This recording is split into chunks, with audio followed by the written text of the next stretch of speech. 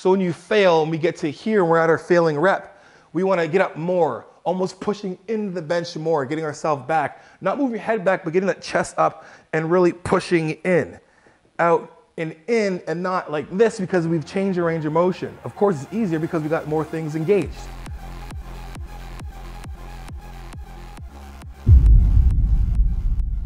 What is up? It's your boy Johnny Shrevive, BB Pro Mr. Tell Like It Is. Welcome back to another episode of Coaching Up. Today we're coaching up Chris Bumstead in his chest day. I don't know what it's called actually. What's it called? Full chest day workout, team adventures to NBA game. So we're just gonna touch just on the chest workout, not the NBA game, for obvious reasons. All right, so let's jump right into this right away. We're just gonna go over some of the movements he does, optimize it for you guys to understand what he's doing, or even coach him up on what he's doing. Remember guys, he's Mr. Olympia, classic physique, genetically gifted up the wazoo. He can do what he does. Now, for the most part, his technique is really good, but we can pinpoint and pick things out for you guys, because I know you guys like watching other guys that are really good, and you assume that they know what they're doing, or they're doing it with purpose. So I'm gonna kind of like fill in the gaps for you guys. So for those new viewers, keep eyes peeled to the screen, your ears open, and listen to my cues to optimize your training. Let's go.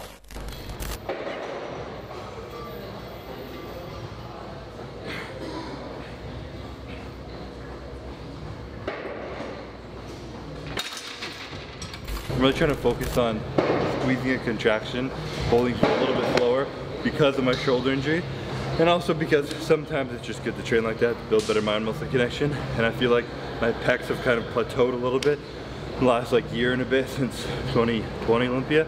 So if I try this year, I'm gonna see if it kind of adds a little more growth right now that I've started my bulk, and see if I can get some big ol' titties. Okay, so I'm gonna disagree with Chris. It is always good to train with that mind and muscle connection. There's a couple like arguments about, you know, the heavier it gets, do you really have true mind and muscle connection? Yeah, it's a little harder to have that mind and muscle connection, but if you're always practicing proper fundamentals and moving, it's second nature at that point. Either way, when we're doing this, now there's a couple things when he's doing chest flies, so I'm gonna correct you guys. Now I'm gonna use cable. It doesn't matter if I'm using cables or a pec deck machine or whatever it is. What we wanna do is we wanna make sure that we keep ourselves on our butt in the back of the bench and our chest engaged. And we're basically, you know, engaging our shoulders. We're not necessarily squeezing our scaps together, more so than like, here's a pretty cool cue for you. Take your shoulders and move them back and away from your ears. Like, think of that. Think of moving your traps and your shoulders back and away from your ears. So like this, right? Pushing down. You don't, I'm not saying squeeze your scaps, I'm saying push your shoulders back and down. And that's almost like a good cue that couples with like shoulder depression. Now, when we're doing this, a lot of times we look at, you know, where our hands should be in terms of like, you know, being super wide like this or being super bent. Now, when he's doing it, as long as we have this, as long as this is fixed, meaning a couple things. We don't want to get here and then kind of do this with our hands and kind of do this and have flexion of the elbows and pull in. I see that happen a lot of times with the pec deck machine is we get to here, then we kind of do this, stick pull in. Whether you are keeping your hands a little slightly bent or wide, it needs to be fixed. So this, your chest is doing the pulling in, whether you're like this or whether your elbows like this. We just want this to be fixed, your elbow joint. Now, at the end of your set, and a lot of times I see this happen all the time, is exactly what Chris did. I just want to make sure you guys start off with good habits. When you get to the harder reps, don't do this. Because we've just shortened the range of motion from doing this, right? We want to continue to keep the range of motion great from the entire set. So keep this posture no matter how hard it gets. So when you fail, and we get to here, and we're at our failing rep, we want to get up more, almost pushing into the bench more, getting ourselves back. Not moving your head back, but getting that chest up and really pushing in, out, and in, and not like this because we've changed our range of motion. Of course, it's easier because we got more things engaged. Chest up, squeeze in, the harder the rep gets, open up more, big chest, pretend you're pushing yourself into the bench.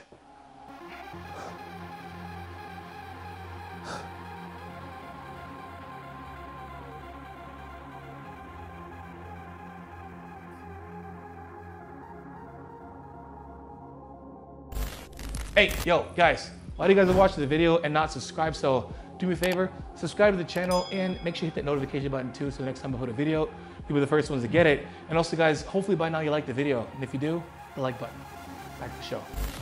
All right, incline. Okay, so let's move into the actual working part of the set. But again, when we're warming up, we're trying to go through the same rhythm, same tempo, same effort and movement as if we were doing our hard set. So practice your warm-up sets as if you were doing or mentally going through preparation of doing the hard sets, right? When we warm up for football or like athletes warm up before games, they're warming up as if they're going to do the certain movement or the certain play or certain, footwork or catching, whatever it is. Same thing, right? Okay, now he's on his hard set. Let's watch his hard set. And that's always what I look at when I coach my athletes. I coach my athletes on their hard sets.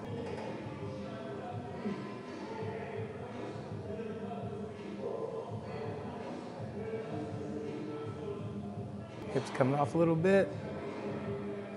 Good set.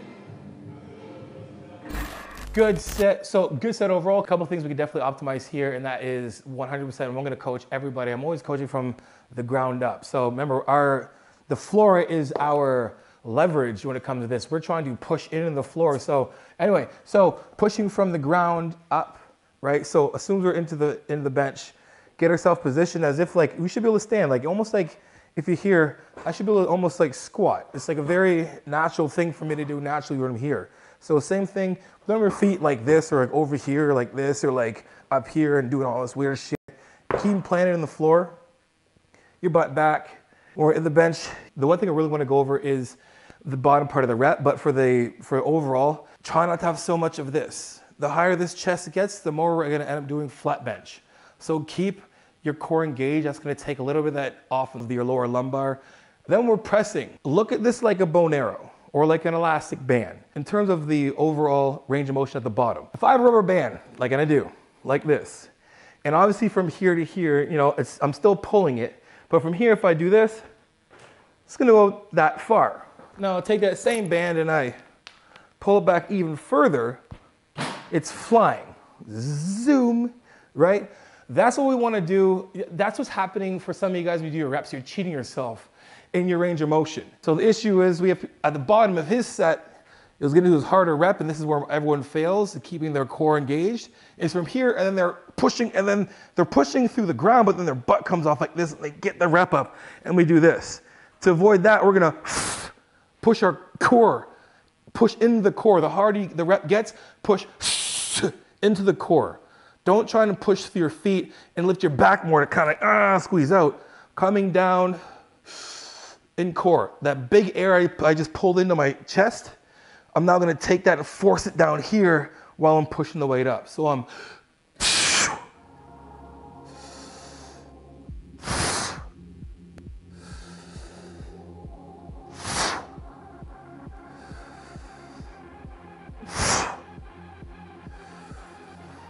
and that's how your set should look. His head movement.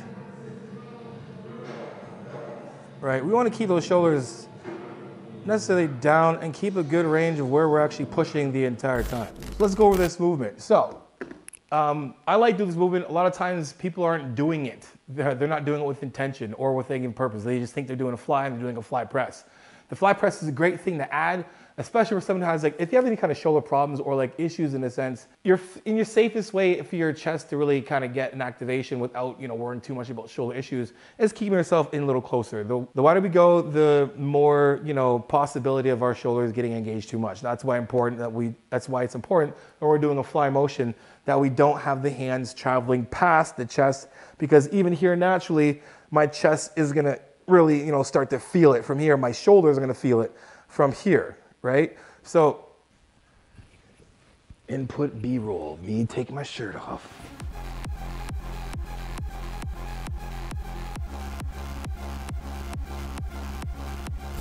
Hey guys, just so you didn't know, a lot of things we'll talk about, I actually break down even further in my free training series that you can find in the description below. I go over the most common mistakes that people are doing today, right now in the gym. So guys, hit the description below and get part of that free training series.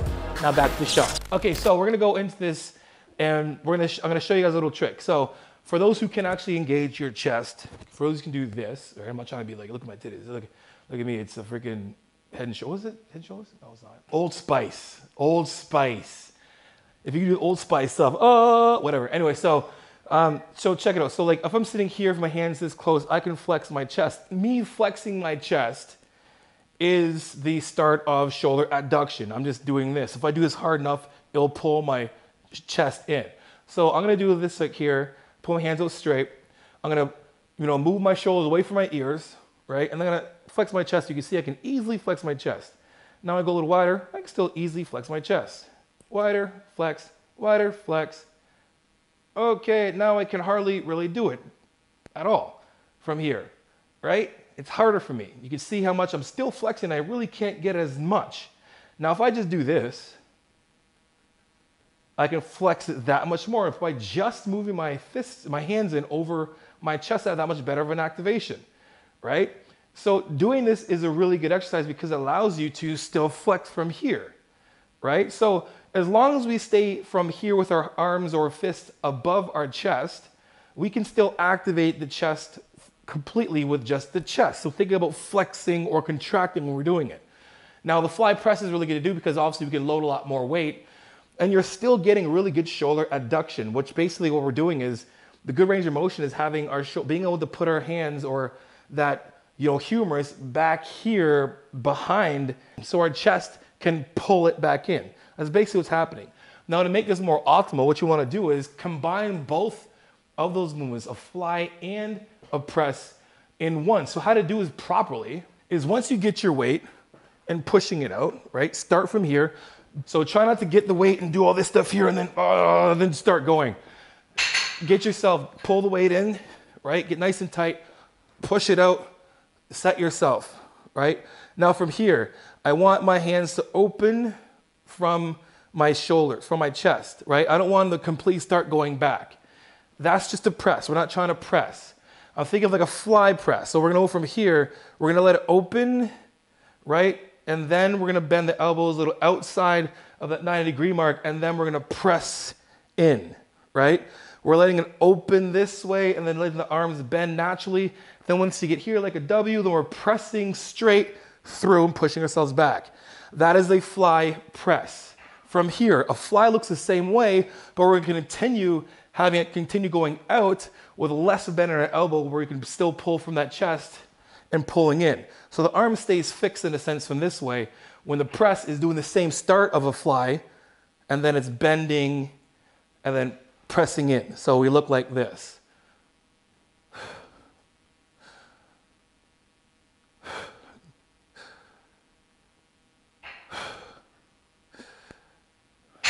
All those examples, my mind and muscle connection is still great. I feel like I just had a full workout. Only half joking, to be honest. That's how you optimize that movement there. That's a good, it's a good movement to do to substitute with, flies. You can replace it with flies. It'll be just as good because you can load a little bit more, but make sure you're doing the right thing. Like make sure you're actually doing the workout, not thinking you're doing a fly and doing a fly press, right? So let's watch this last set and critique and we'll move on, right? Push yourself into the bench. As soon as it gets harder, you're trying to push yourself into the bench. Push. You see his hands are coming out. He come a little bit wider and get push, push, push.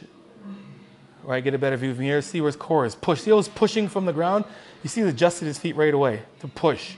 Again, trying to have your head sitting down like that, right? You want to make sure you're failing perfectly, meaning if you're going to fail at any point in the lift, you look, if someone took a picture of you, click at wherever you were, you should still be aligned properly. So if you're failing right to here, if your last rep is here and you're like, oh, I can't get any more, this is how you look. It's not like this. Oh, I'm trying to get more and can't get it. No, we have never done this the entire lift, so we don't want to have that be part of it in the end. So we want to look like this. So if there's a picture, click, click, click, click, click, click, click, click, click, click, click, click, click, click. Can't get it up. Oh, that's how I looked regardless, right? Okay, so we have a very high incline hammer press. Again, Chris is Chris. Good alignment from elbows are right behind, stack. That's what I mean by stacking the joints, is making sure our arms aligned, right? And making sure that chest, keep the arms behind. Good. Good pressing. You see everything pulls right as soon as he presses. Incline hammer strength is one of my favorite machines. OG classic, every gym has one. If your gym doesn't have one, quit your gym because it's the best machine. Okay, so a couple things. Number one, if you don't have the gym in your gym, please don't quit your gym.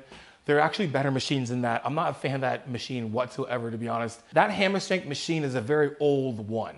It's not a bad one at all. Not no means possible is that a bad machine. It's just there are better incline machines. So please don't quit your gym. Like, and he was joking if you didn't realize that. Anyway, so we're gonna go back to the incline machine. I'm gonna go over a couple more cues of that because he's basically doing like, you know, he's doing more of like a lower incline and then a higher incline. So this is more of like a higher incline like he was doing. Okay, so this is basically very similar to the machine he was using. The machine earlier would be the equivalent to me of just having this back a little more less inclined, a little more flatter. But the same rules apply, especially in machines like that. Hey guys, sorry to bug you, but everything I'm talking about in this video, I touch in more depth with my one-on-one coaching and my ebook. So if you want to know more about that, guys, hit the description below. I want to really touch on posture from your torso up. And a lot of times when we're doing this, we take ourselves out of an optimal position to really target the chest. And I've been very guilty of that until I forget his name. Oh my God. I think it was like Johan or something. I don't know. He was cool, man. But he called me out about it. And me being who I am, I was like, all right, let me listen to this guy real quick. I don't know everything in the world, you know? And he showed me, it was very obvious that a lot of times we really do, like when you cue somebody to depress their shoulders or pinch their shoulder blades, they over exaggerate this and they get this going on. Now, if you can see where my chest is in terms of where I'm pressing and where this machine is gonna go, right? I've basically almost made it, even though I'm pressing here, I'm almost making this alignment a flat bench, right? I'm not really optimizing. If I'm really trying to target this, I wanna make sure that when I'm pressing, that I'm letting this do its job and hit my shoulders. A lot of times when we're on like the hammer strength machine that he has, I see a lot of times that people are scooching their butt forward a bit on that bench and then having this angle and then their chest is up, and then they're necessarily not really hitting their pec minors, they're really hitting their pec major or your sternal head of your pecs right here of your chest. So make sure when we're doing this, again, from the ground up, we're tight, obviously feet are planted, pushing from our floor, engaging your core. Engaging the core is gonna keep your spine neutral in a sense. You don't have to be flat backed entirely on here as long as we're engaging our core. So when we get into this position and press, we can see that it's staying on my chest here, on my clavicle head. If I do this, I feel it coming from here, right? From here, I feel it shift. And that's what we wanna do, is we want to control our body in the machine, because the machine is made to do what it's supposed to do, and that's hit the pec minor. So when we're underneath, keep your butt in the bench and get core engaged. So when we're pressing, that's coming right, the load is sitting right on my pec minor, the clavicle head of my chest. It's basically like your collarbone, clavicle, anything like that if you wanna, whatever. But you know what I'm saying. So here, again, we're not here, we're engaging the core. So we're tight from here. And then we can press up. And then we're not necessarily pinching our shoulder blades, we're depressing our shoulders. So remember to keep your shoulders back and away from your ears when you're pressing. And every press, we're tightening the core more. When I say tighten the core, I don't mean suck it in like you do in a vacuum. I mean push into it like you got to take a crap and push it out. Literally.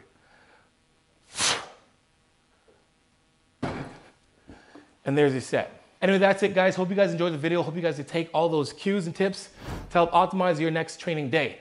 And if you did like the video, guys, make sure you guys like, subscribe, and share. You know I'm gonna come out with that tell like it is, transparent, vulnerable truth. And for coachingjohnrashid.com, guys, if you want to book a consult, 15 to 30 minutes, and just ask me anything that pertains to fitness, or you just want to know if what you're doing is right or optimal at all, book a consult, 15 to 30 minutes. At the end of the consult, I deduct it off any package that you pick. Also, guys, get the description below, guys. Hit those discount codes and promo codes that will save your life and change your life for the better. Also, guys, add me on Instagram and TikTok, guys. Send me your progress pics, your training clips, and your video clips, and I'll repost it for you because you know how it is. Iron sharpens iron. Progressive overload your life. In the meantime, keep dream chasing. Peace.